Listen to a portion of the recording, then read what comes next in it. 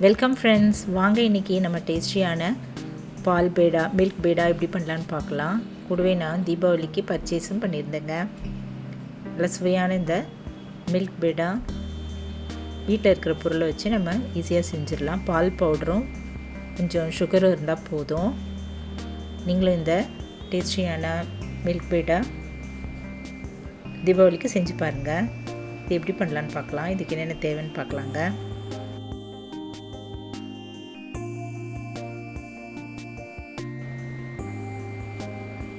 இப்போ நம்ம ஒரு கப் அளவு மில்க் பவுடர் பால் பவுடர் எடுத்துக்கலாங்க. பவுடர் சுகர் நம்ம ஒரு 1/4 கப் பவுடர் பண்ணது எடுத்துக்கலாம். 1/4 கப் பாலும் 2 ஸ்பூன் நெய்யும் எடுத்துக்கலாங்க. படிகனமான பேன் அடுப்பில் வச்சுட்டு இது எல்லாத்தையுமே போட்டுடலாம். பால் பவுடர் பண்ண சுகர் அதையும் போட்டுட்டு கரண்டியில் நல்லா கைவிடாமல் நம்ம கலந்துகிட்டே இருக்கலாம். இது 3 வீட்டில் இருந்தால் டக்குன்னு இந்த போல் ஈஸியாக ஸ்வீட் செஞ்சிடலாங்க.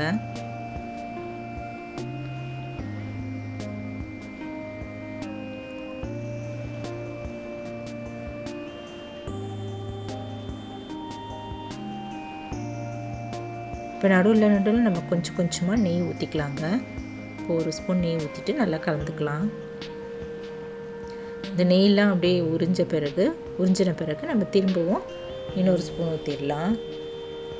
ஒரு 1/2 டீஸ்பூனாக ஊற்றிட்டு நம்ம இதை கிளறிட்டே இருக்கலாங்க.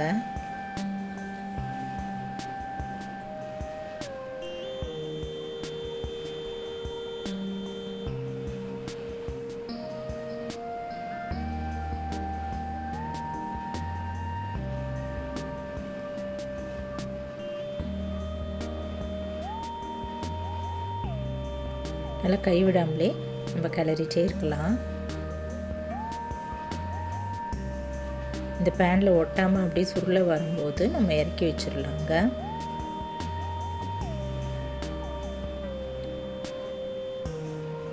இப்போ இன்னொரு ஸ்பூன் நெய் ஊற்றிட்டு நல்லா கலந்துடலாங்க. நல்லா கிளறிக்கலாம்.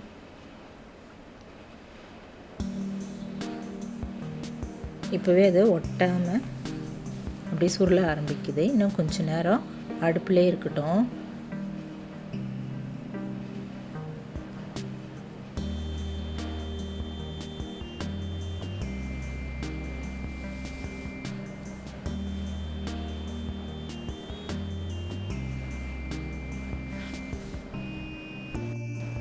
இப்போ நல்லா ஒரு 1/4 மணி நேரம் இதை போல் நல்லா கிண்டிட்ட பிறகு நல்லா ஒட்டாத ஸ்டேஜ் வந்த பிறகு கடைசியாகவும் நம்ம இருக்கிற மீதி நெய்யும் ஊற்றிட்டு நல்லா கிளறிக்கலாங்க.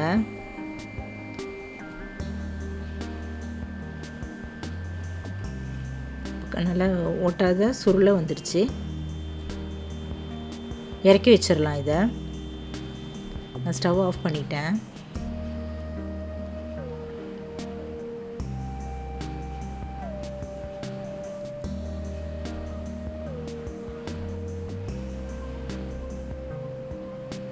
ஆஃப் பண்ணிவிட்டு நம்ம திரும்பவும் இது கரண்டியில் இப்படி கலந்துகிட்டே இருக்கலாங்க. அந்த சூட்டோடையே நல்லா இப்படி திரண்டு வர வரைக்கும் நல்லா சுருளை வர வரைக்கும் கிளறிட்டே இருக்கலாம். நல்லா கெட்டியான பிறகு நம்ம ஒரு 1/2 hour வெயிட் பண்ணிவிட்டு அதுக்கப்புறம் நம்ம இது சின்ன பால்ஸாக உருட்டிக்கலாங்க. நல்லா ஆறுனதும் உருட்டிடலாம். இது அப்படியே இருக்கட்டும்.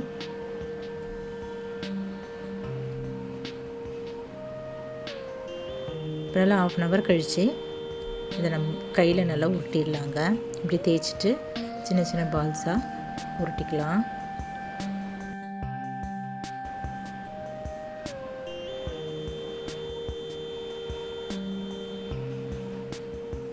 நம்மளுக்கு தேவையான ஷேப்பில் இதை அழகாக உருட்டி வச்சிடலாங்க. நடுவில் ஒரு சின்ன குழியாட்டம் வச்சுட்டு நம்ம எல்லா மாவையும் இதை போல் பண்ணி வச்சிடலாம். இப்போ நடுவில் அந்த குழியில் நம்ம பிஸ்தா இருந்தால் வச்சிடலாம், இல்லை பாதாம் பருப்பு. என்கிட்ட பாதாம் பருப்பு இருந்தது, அதை சின்ன பீசஸாக கட் பண்ணி நடுவில் வச்சிடலாங்க. இப்போ நல்லா டேஸ்டான மில்க் பேடா தயாராகிடுச்சுங்க. பால் பேடா தயாராகிடுச்சு. இதை நல்லா சுவையாகவும் அருமையாக இருந்தது. நீங்களும் ட்ரை பண்ணி பாருங்கள்.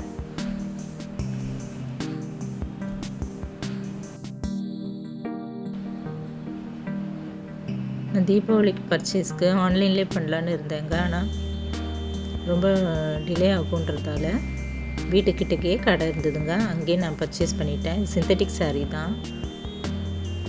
வெவ்வேறு கலரில் ஒரே டிசைனில் க்ரீனும் ப்ளூவும் எடுத்திருந்தேங்க.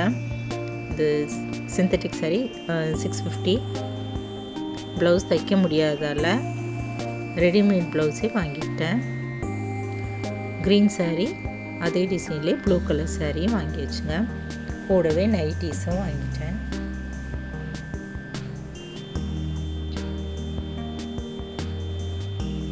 இவ்வளோதாங்க இன்றைக்கி பர்ச்சேஸும் ஸ்வீட்டும் செஞ்சுருந்தேன். உங்களுக்கு இந்த வீடியோ பிடிச்சிருந்ததுன்னா என்னுடைய சேனலான குக்கிங் வித் சித்ரா அந்த சேனலில் சப்ஸ்கிரைப் பண்ணிக்கோங்க. தேங்க்ஸ் ஃபார் வாட்சிங். நம்ம அடுத்த வீடியோவில் பார்க்கலாம். நன்றி, வணக்கம்.